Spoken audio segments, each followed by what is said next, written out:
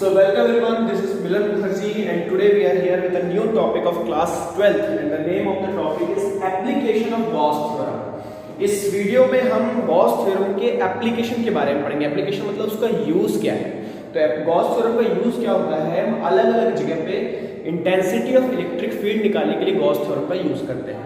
जैसे हम जानते हैं कि जो मेरा इंटेंसिटी ऑफ इलेक्ट्रिक फील्ड का फॉर्मूला होता है वो होता है 1/4 pi epsilon not Q upon R square. जब हम इस फॉर्मूले में जाते हैं तो हमारे पास ढेर सारे वेरिएबल्स आते हैं, हमको ढेर सारे वेरिएबल से डील करना पड़ता है। लेकिन गॉस थ्योरम के थ्रू हम क्या करते हैं, हम इलेक्ट्रिसिटी को इंटेंसिटी ऑफ इलेक्ट्रिसिटी को पता करते हैं और वो भी बहुत छोटे से वेरिएबल्स के साथ में। तो गॉस थ्योरम क्या करता है, इलेक्ट्रिक फील्ड की इंटेंसिटी को पता करने के लिए हमको हेल्प करता है।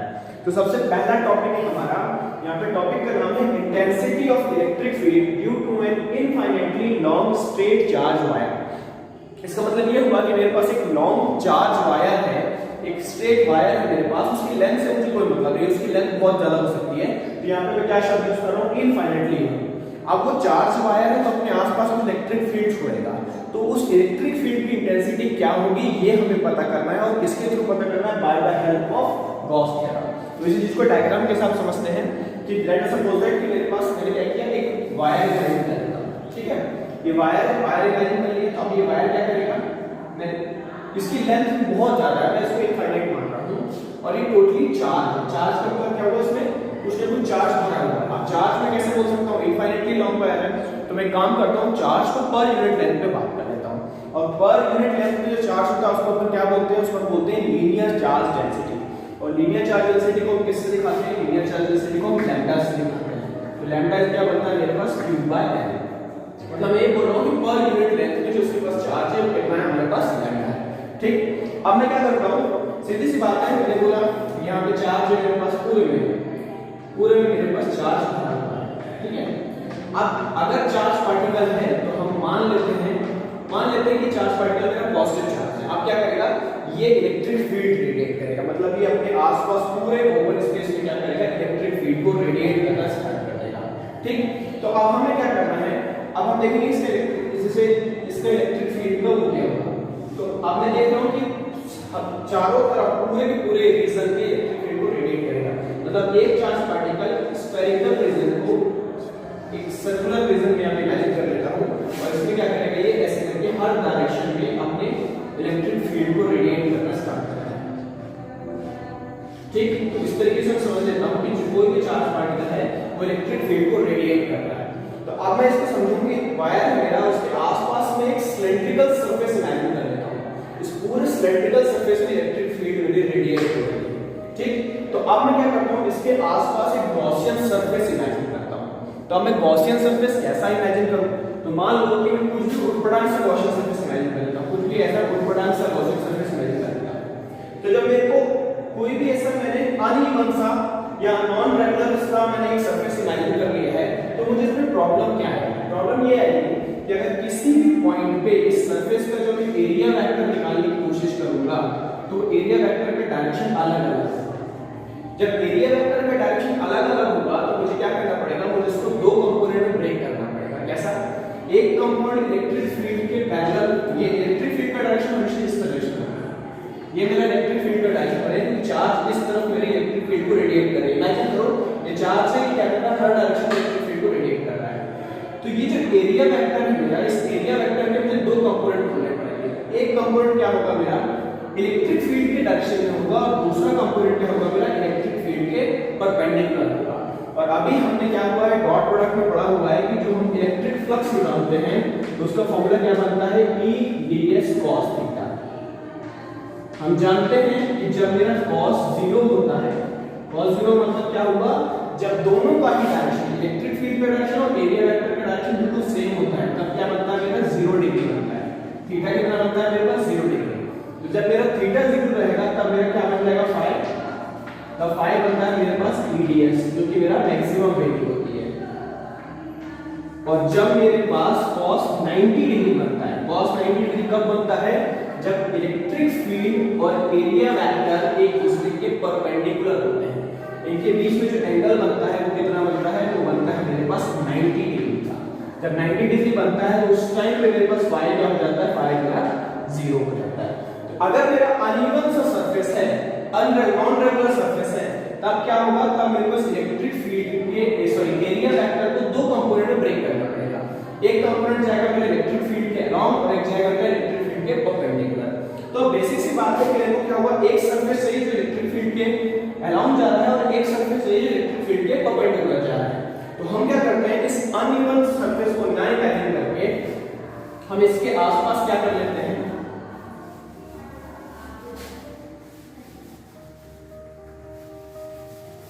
हम इसके आसपास एक सिलेंड्रिकल सरफेस इमेजिन कर लेते हैं। ये हमने क्या किया, एक सिलेंड्रिकल सरफेस इमेजिन कर लिया और ये सिलेंड्रिकल क्लोज सरफेस इमेजिन कर लिया। आप देखो कि ये जो चार्ज पार्टिकल है, ये चार्ज पार्टिकल क्या करेगा, इस पूरे सर्कुलर रीजन में हम मान के चल रहे हैं कि ये इलेक्ट्रिक फील्ड को रेडिएट कर रहा है, पूरे सर्कुलर रीजन में इलेक्ट्रिक फील्ड को रेडिएट कर रहा है। ठीक, तो अब ये क्या है, ये मेरे पास एक वायर है, वायर के आसपास एक कर्व्ड बाउंड्री, एक सिलेंड्रिकल कर्व्ड बाउंड्री है और ये ऊपर से भी है नीचे, दोनों तरफ से मैंने इसको क्लोज कर दिया। तो अब मेरे पास कितने एरिया बन गए, एक एरिया में इसको मान लो, लेट अस सपोज दैट इसको एरिया मैं बोलता हूं S1। इमेजिन करो S1 क्या है, S1 का मतलब क्या हुआ, एक सिलेंड्रिकल सरफेस है मेरे पास, एक सिलेंड्रिकल सरफेस क्या बन गया मेरे पास S1। इसके ऊपर मेरे को क्या दिख रहा है, इसके ऊपर मेरे को एक सर्कुलर सरफेस दिख रहा है। सर्कुलर सरफेस क्या होगा, इस सर्कुलर सरफेस मान लो, मैं मान लेता हूं S2 बन गया। इसी तरीके से नीचे भी मेरे को सर्कुलर सरफेस दिख रहा है, ये सर्कुलर सरफेस कैसा होगा मेरे पास, ये बन जाएगा मेरे पास S3 बन जाएगा। मतलब अब मेरे पास तीन सरफेस बन गए, S1 S2 S3। चलिए अब बात करते हैं S1 S2 S3 के एरिया वेक्टर की तरफ। इसका एरिया वेक्टर क्या बनेगा, तो जो मेरा S1 का एरिया वेक्टर किसी भी पॉइंट पे बनेगा वो कैसा बनेगा, वो सीधा सीधा अलोंग इलेक्ट्रिक फील्ड ही बनेगा। मतलब जिस डायरेक्शन में इलेक्ट्रिक फील्ड रेडिएट हो रहा है उसी डायरेक्शन में आपका एरिया वेक्टर का भी डायरेक्शन होगा। इमेजिन करो एक वायर है, वायर के आसपास एक सिलेंड्रिकल बॉडी इमेजिन करो, उस सिलेंड्रिकल बॉडी से जो अब एरिया वेक्टर कैसे निकलेगा, बॉडी से बाहर परपेंडिकुलर डायरेक्शन, आउटवर्ड नॉर्मल, जो हमने पहले वीडियो में पढ़ा हुआ है। तो इलेक्ट्रिक फील्ड भी क्या जा रही है, आउटवर्ड नॉर्मल, और एरिया भी कैसे जा रहा है, आउटवर्ड नॉर्मल। मतलब यहाँ पे जो मेरा एंगल बनेगा इलेक्ट्रिक फील्ड और उसके बीच में, वो कितना बनेगा मेरे पास 0 डिग्री, क्योंकि इलेक्ट्रिक फील्ड का डायरेक्शन कैसा जा रहा है, इस तरफ जा रहा है। वही चीज जब मैं S2 की केस में जाऊंगा तो S2 का एरिया वेक्टर कैसा बनेगा, S2 का एरिया वेक्टर इस डायरेक्शन में बनेगा और S3 का एरिया वेक्टर किस डायरेक्शन में बनेगा, इस डायरेक्शन में। यहां पे मैं देख रहा हूं कि इलेक्ट्रिक फील्ड मेरी ऐसे जा रही है और एरिया मेरा ऊपर जा रहा है, इधर भी इलेक्ट्रिक फील्ड ऐसे जा रही है और एरिया मेरा नीचे जा रहा है। इस केस में थीटा क्या बनेगा मेरे पास, इस केस में थीटा बनेगा मेरे पास 90 डिग्री का, इनके आपस में परपेंडिकुलर बनेगा। और इस वाले केस में भी थीटा क्या बनेगा, इस वाले केस में मेरे पास क्या बनेगा, 90 डिग्री का बनेगा। तो चलो अब हम क्या करते हैं, हम इलेक्ट्रिक फ्लक्स निकालने की बात करते हैं। हम बोलते हैं कि ये जो वायर है, वायर के अंदर चार्ज भरा हुआ है, चार्ज इलेक्ट्रिक फील्ड निकाल रहा है। इस इलेक्ट्रिक फील्ड में हमने क्या किया, गॉसियन सरफेस को रख दिया। गॉसियन सरफेस तीन है मेरे पास, S1 S2 S3, तीनों को मिला के एक सरफेस बन रहा है, क्लोज 3D सरफेस बन रहा है। तो अब हम करते हैं, अब हम इलेक्ट्रिक फ्लक्स निकालते हैं। चलो इलेक्ट्रिक फ्लक्स निकालते हैं, कैसा निकलेगा। तो देखिए इलेक्ट्रिक फ्लक्स कैसे निकलेगा, हमने बोला इलेक्ट्रिक फ्लक्स कैसे बनेगा, इंटीग्रेशन ऑफ E इनटू का ds। अभी मैं किसके फॉर्म में बोल रहा हूं, वेक्टर के फॉर्म में बोल देता हूं। इसी चीज को मैं कैसे बोल सकता हूं, इसको मैं तीन भागों में डिवाइड कर सकता हूं। पहला मेरा क्लोज इंटीग्रेशन क्या बनेगा, इंटीग्रेशन ऑफ ds, किसके लिए, S1 के लिए। फिर कैसा बनेगा मेरे पास इंटीग्रेशन, ये किसके लिए बनेगा, S2 के लिए, ये क्या हो जाएगा E ds। इसको मैं S1 बोल देता हूं और इसको मैं क्या बोलता हूं, S2 बोल देता हूं। अभी ये वेक्टर के फॉर्म में है। फिर मैं आगे बढ़ता हूं तो कैसा हो जाएगा मेरे पास इंटीग्रेशन, ये बन जाएगा मेरे पास S3 के फॉर्म में और ये बन जाएगा मेरा E इनटू का S3। तो ये तीनों के तीनों वेक्टर फॉर्म में हो गए। अब हम इसको स्केलर फॉर्म में करते हैं। स्केलर फॉर्म में कैसे बोल सकते हैं, ये बोल सकता हूं इंटीग्रेशन ऑफ E इनटू का ds1 और यहां पे मैं क्या बोल सकता हूं, cos ऑफ 0 डिग्री, क्योंकि मैं देख रहा हूं S1 के साथ इलेक्ट्रिक फील्ड का डायरेक्शन भी यही जा रहा है और एरिया वेक्टर का डायरेक्शन भी यही जा रहा है। तो दोनों का डायरेक्शन एक ही डायरेक्शन, दोनों एक ही डायरेक्शन की तरफ है, तो उनके बीच में एंगल क्या बनेगा, 0 डिग्री का। लेकिन जब हम इधर जाते हैं तो क्या बनेगा मेरे पास, integration of with limit S2, ये क्या बन जाएगा, E ds cos of 90 degree. cos of 90 क्यों, क्योंकि ये मेरा S2 है, S2 में इलेक्ट्रिक फील्ड मेरी इस डायरेक्शन में जा रही है और एरिया वेक्टर मेरा इस डायरेक्शन में जा रहा है। तो ये क्या हो गया मेरे पास cos 90। और फिर इधर जब S3 की बात करते हैं तब भी क्या बन जाएगा मेरे पास S3 बराबर E ds3 cos of 90। तो फाइनली हमारा ये जो एक्सप्रेशन है कैसा हो जाएगा, इंटीग्रेशन ऑफ E इंटू का ds1 cos 0 मेरा 1 हो गया, यहाँ पे cos 90 मेरा 0 और ये भी क्या बन जाएगा टोटल 0। मतलब इन दोनों सरफेस पे कोई भी इलेक्ट्रिक फ्लक्स मेरा नहीं बनेगा, क्योंकि ये सरफेस मेरा फील्ड के पैरेलल चल रहा है। इन दोनों में कोई भी मेरा फ्लक्स नहीं बनेगा, फ्लक्स मेरा सिर्फ इस कर्व सरफेस पे ही बनेगा। और वो कितना बनेगा मेरे पास phi = E ds1। तो अब चलते हैं हम, तो ये कैसा हो जाएगा, E को मैं बाहर निकाल दूं, खाली इंटीग्रेशन ऑफ ds1 हो जाएगा। और ds1 क्या है मेरे पास, ds1 है मेरे पास किसी सिलेंडर का आउटर सरफेस। और सिलेंडर का आउटर सरफेस कैसा होगा, सिलेंडर का आउटर सरफेस ये जो पार्ट है, ये जो पूरी मेरी सर्कुलर पेरिफेरी है, इसको मैं क्या बोल सकता हूं, इसको मैं 2/r बोल सकता हूं। ये पहले पढ़ चुके हैं, पैरामीटर ऑफ सर्कल कहलाता है। और ये पैरामीटर ऑफ सर्कल कितनी लेंथ तक कंसीडर कर रहा हूं, ये लेंथ में l लेंथ तक कंसीडर कर रहा हूं। कितनी लेंथ है मेरे पास l लेंथ। तो अल्टीमेटली पूरी जो कर्व सरफेस कितना हो जाएगा मेरा 2πrl हो जाएगा। तो ये क्या हो गया E इंटू का 2πrl मेरा बनके तैयार है। तो हमने क्या कर लिया, यहाँ से अपना इलेक्ट्रिक फ्लक्स निकाल लिया। अब हमें क्या करना है, इसी इंटेंसिटी ऑफ इलेक्ट्रिक फील्ड को पता करना है। कैसे पता करना है, हमारे पास एक और फॉर्मूला है, वो किसने दिया हुआ है, वो गॉस ने दिया हुआ है। तो हम थोड़ा सा इसको मिटाते हैं और आगे बढ़ते हैं। तो जल्दी से नोट डाउन कर लीजिएगा। चलिए यहाँ पे पता कर लेते हैं, इतने हिस्से में कर लेते हैं। तो अब कैसा phi मेरा हम जानते हैं क्या होता है हमारे पास, q, पहले इसको लिख देते हैं अपन, E इंटू का 2πrl ये हमने निकाल लिया। और ये किसके बराबर होगा मेरा, q/ε0 के बराबर होगा। और ये कहां से आता है, ये आता है हमारे पास गॉस थ्योरम से। ठीक, इसी तरीके से हम क्या करते हैं, अब E को फाइंड आउट कर सकते हैं। कैसे फाइंड आउट कर सकते हैं, ये पूरा पार्ट मेरा सेंट्रल, तो कैसा बन जाएगा मेरे पास q/2πε0 r इंटू का l बोल सकता हूं। और अभी मेरे पास क्या है, q/l आ रहा है। q/l का मतलब क्या हुआ, लीनियर चार्ज डेंसिटी, इसको किस निकालते हैं, लैम्डा से निकालते हैं। तो ये E क्या बन जाएगा मेरे पास, E बन जाएगा λ/2πε0 इंटू का r। तो ये मेरा फाइनल एक्सप्रेशन बनके तैयार हो गया। अब इसको थोड़ा सा ग्राफिकली समझते हैं। न्यूमेरिकली क्या वैल्यू है, E is equals to मतलब intensity of electric field is equals to λ/2πε0 into का r। इसका मतलब ये हुआ कि ये जो मेरा वायर जा रहा है, इसके पास किसी भी r लेंथ पे अगर मैं जाता हूं, तो इस r लेंथ पे जो इलेक्ट्रिक फील्ड की इंटेंसिटी होगी वो कितनी होगी, बस कैपिटल E। और कैपिटल E की वैल्यू कितनी होगी, λ/2πε0 r। अब मैं सीधे देख रहा हूं कि अगर λ/2πε0 ये सभी के सभी मैं कांस्टेंट कंसीडर कर रहा हूं, मैं मान रहा हूं कि इसमें वैल्यू चेंज नहीं हो रही है, तो सीधी सी बात है कि जो मेरा इंटेंसिटी ऑफ इलेक्ट्रिक फील्ड है वो इनवर्सली प्रोपोर्शनल हो जाएगा आपके r। इसका मतलब ये हुआ कि मैं जितना पास में जाऊंगा उतना इंटेंसिटी ऑफ इलेक्ट्रिक फील्ड ज्यादा होगी, और जितना मैं दूर जाता जाऊंगा इंटेंसिटी ऑफ इलेक्ट्रिक फील्ड उतनी कम होती जाएगी। तो इस तरीके से हमारा एक टॉपिक कंप्लीट होता है। टॉपिक का नाम है एप्लीकेशन ऑफ गॉस थ्योरम। ये एग्जाम में आता भी है, इसका फार्मूला हमको दिमाग में रखना है। और फार्मूला क्या बनता है, जो कि हमको रिमेंबर करना है, λ/2πε0 इंटू का r। अगर मैं E और R के रिलेशन को कैच अप करने की कोशिश करूं, इसका रिलेशन किस तरीके से बनेगा, तो अगर मैं ग्राफ प्लॉट करता हूं E और R के बीच में, जैसे लेट अस सपोज दैट कि एक तरफ वर्टिकल एक्सिस पे E दिखा देता हूं और मैं R दिखा देता हूं, तो ये ग्राफ मेरा कैसा बनेगा, ये ग्राफ मेरा कुछ ऐसा बनता हुआ जाएगा। मतलब मैं देखूंगा कि जब मेरा r बहुत कम है तो E की वैल्यू बहुत ज्यादा रहेगी, और जैसे जैसे मैं r को बढ़ाता जाऊंगा, दूरी को बढ़ाता जाऊंगा, E की वैल्यू मेरी रिड्यूस होती जाएगी। तो ये एक रिलेशन तैयार हो रहा है मेरा E और R के बीच में। तो हमारा ये टॉपिक कंप्लीट होता है। इस टॉपिक का नाम है intensity of electric field due to an infinitely long straight charge wire. ठीक है, इसको नोट डाउन कीजिए, इसको कॉपी में लिखिए और 2-3 बार प्रैक्टिस कीजिए, टॉपिक जरूर बनेगा। ठीक है,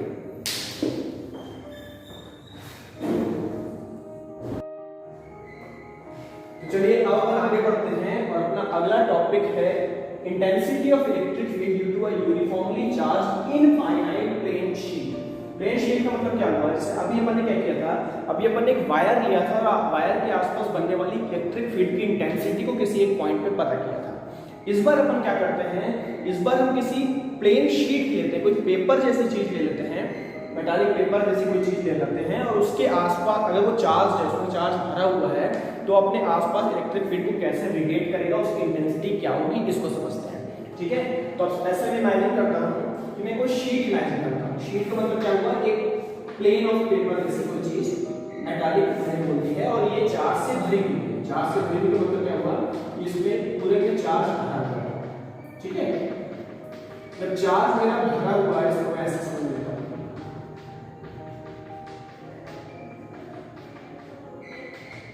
ठीक, तो अब इस शीट को मैं टेक्निकली दो नाम दे सकता हूं। एक मैं बोल सकता हूं थिन शीट, एक में क्या बोल रहा हूं थिन शीट, और एक में बोल रहा हूं थिक शीट।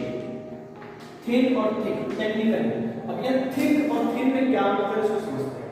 थिन का मतलब क्या हुआ कि इतना पतला कि इसकी जो मैं बोल रहा हूं कि इसकी जो थिकनेस होगी उसको मैं नेग्लिजिबल मान रहा हूं। तो अब क्या होगा, इसमें जो चार्ज होगा वो मैं ये मान के चल रहा हूं कि एक ही पूरे में है, मैं एक ही सरफेस पे इमेजिन करूंगा।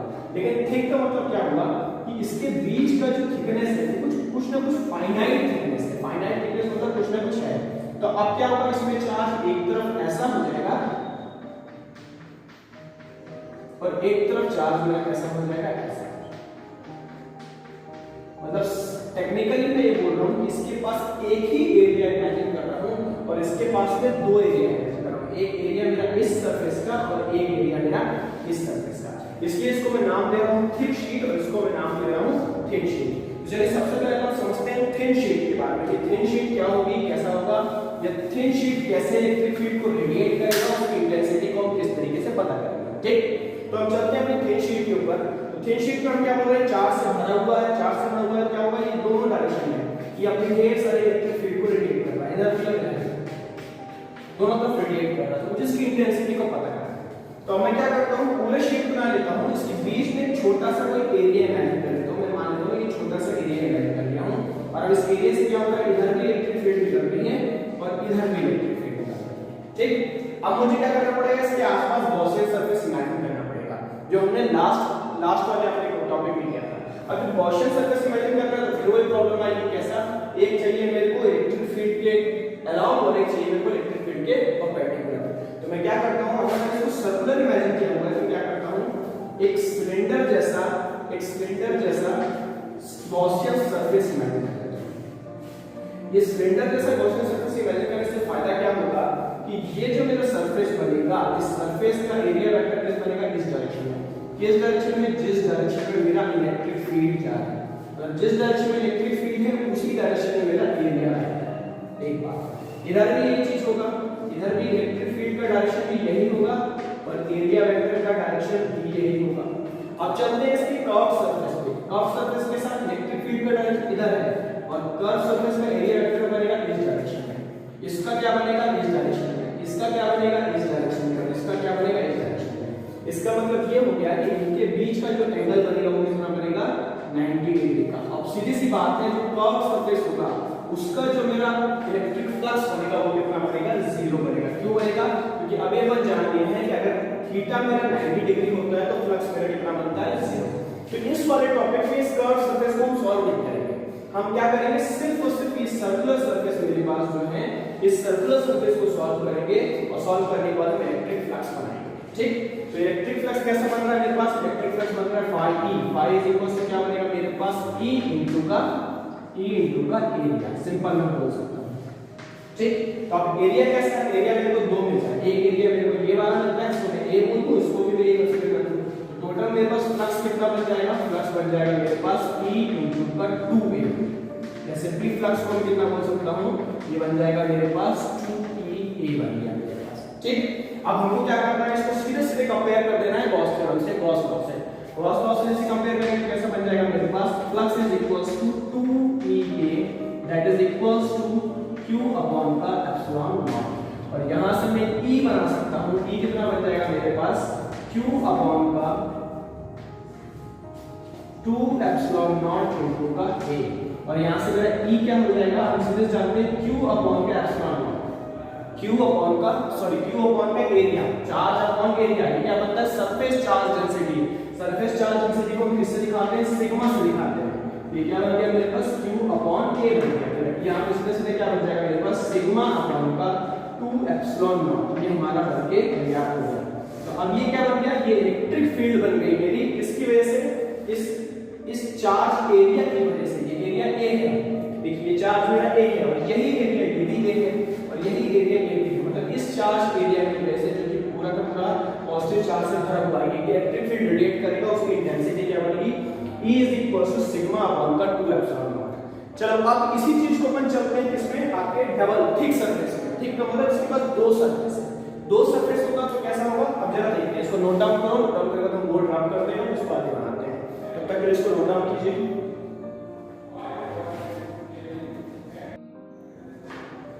तो चलिए अब चलते हैं अपन थिक इनफाइनाइट प्लेन शीट। इसको बड़े प्यार से समझते हैं कि थिक इनफाइनाइट प्लेन शीट क्या है। थिक इनफाइनाइट प्लेन शीट का मतलब एक ऐसी शीट जिसके पास कुछ फाइनाइट थिकनेस है। फाइनाइट थिकनेस मतलब कुछ ना कुछ थिकनेस है। जब इसके पास कुछ ना कुछ थिकनेस है तो इसके पास दो सरफेस बनेंगे, एक सरफेस ये वाला बनेगा और एक सरफेस ये वाला बनेगा। और हम जानते हैं कि चार्ज मेरा किसी सरफेस पे आता है तो इस वाले सरफेस पे भी चार्ज होगा और इस वाले सरफेस पे भी चार्ज होगा। तो मान लेता हूं कि सरफेस का जो एरिया है वो क्या बन जाता है, मेरे पास a बन जाता है और इस वाले सरफेस का भी एरिया क्या, मतलब इस बार मेरे को डबल एरिया मिल रहा है। थिन शीट में मेरे को सिंगल एरिया मिल रहा था, थिक शीट में मेरे को डबल एरिया मिल रहा है। तो जब डबल एरिया बनेगा तो इसमें जो सरफेस चार्ज डेंसिटी बनेगी जिसको मैं सिग्मा से डिनोट करूंगा वो क्या बनेगा, वो बनेगा मेरे पास q अपॉन का 2a, क्योंकि यहाँ पे एरिया मेरा क्या हो गया है, एरिया मेरा डबल हो गया। जब एरिया मेरा डबल हो गया है तो यहाँ से मैं चार्ज बना सकता हूँ, ये चार्ज क्या बनेगा मेरे पास, चार्ज बनेगा 2 सिग्मा a। तो ये चार्ज मेरा बन के तैयार है। ठीक, अब हम क्या करते हैं, हम अपने इलेक्ट्रिक फ्लक्स पे जाते हैं। तो इलेक्ट्रिक फ्लक्स हमारा क्या बना था, इलेक्ट्रिक फ्लक्स हमारा बना था 2EA। इसी के भी दोनों एंड पे बना सकता हूं, एक एंड पे मेरा इधर मैं इमेजिन कर लेता हूं और एक इधर इमेजिन कर लेता हूं। ठीक, इसी तरीके से अब पूरा हमें डिराइव करने की जरूरत नहीं है, सीधे सीधे हमारे पास क्या बना था, 2E और A बना था। ठीक, ये 2EA किसके बराबर होगा, अकॉर्डिंग टू गॉस लॉ ये q अपॉन एप्सिलॉन नॉट के बराबर होगा। ठीक, तो अब हम क्या करते हैं, यहाँ पे 2EA एवरेज लिख देते हैं और q हम यहाँ से उठा लेते हैं। तो q क्या है मेरे पास, q बन रहा है मेरे पास 2 सिग्मा a अपॉन का एप्सिलॉन नॉट। ठीक, तो अब हम आगे चलते हैं तो ये क्या बन जाएगा मेरा, 2 से 2 मेरा कैंसिल हो गया, a से a मेरा कैंसिल हो गया। तो यहाँ पे E क्या बन जाएगा मेरे पास, E बन जाएगा मेरे पास सिग्मा अपॉन का एप्सिलॉन नॉट। तो हमारे यहाँ पे दो फॉर्मूले बनके तैयार हो गए। पहला फॉर्मूला बनता है E सिग्मा अपॉन का 2 एप्सिलॉन नॉट। ये किस केस में होगा, जब मेरी थिन शीट होगी, और जब मेरी थिक शीट होगी तब यही फॉर्मूला क्या बन जाएगा, सिग्मा अपॉन का एप्सिलॉन नॉट। मतलब क्या हो जाएगा, एक इसका डबल हो जाएगा, क्योंकि यहाँ पे चार्ज मेरा क्या है, दोनों बॉडी में है। ठीक है, तो अब अगर इसको ग्राफिकली समझना है तो सिर्फ ऐसे समझ सकते हैं कि जब मेरे पास थिन शीट है तो ये जो थिन शीट है इसकी एनर्जी आधी इस डायरेक्शन में डाइवर्ट हो रही है। ये जो चार्ज के पास एनर्जी है जो कि जिस एनर्जी से इलेक्ट्रिक फील्ड क्रिएट कर रहा है, तो ये आधी एनर्जी को इधर दे रहा है और आधी एनर्जी को इधर दे रहा है। इसलिए मेरी जो इलेक्ट्रिक फील्ड की इंटेंसिटी बन रही है सिग्मा अपॉन का 2 एप्सिलॉन बन रही है, मतलब हाफ एनर्जी यहाँ यूज हो रही है। बट जब मैं थिक शीट की बात कर रहा हूँ तब क्या हो रहा है कि पूरी की पूरी एनर्जी एक डायरेक्शन में दे रहा है। जब पूरी की पूरी एनर्जी दे रहा है तो ये जो हाफ है इसमें कन्वर्ट हो जा रहा है आपका E = सिग्मा अपॉन एप्सिलॉन। तो दो फॉर्मूले हमको याद रखना है, इन दोनों फॉर्मूले में कभी कंफ्यूज नहीं होना है। सिर्फ थिन के लिए हमारा ये फॉर्मूला होगा और थिक के लिए हमारा ये फॉर्मूला होगा। तो ये टॉपिक हमारा कंप्लीट होता है, इसको नोट डाउन कीजिए।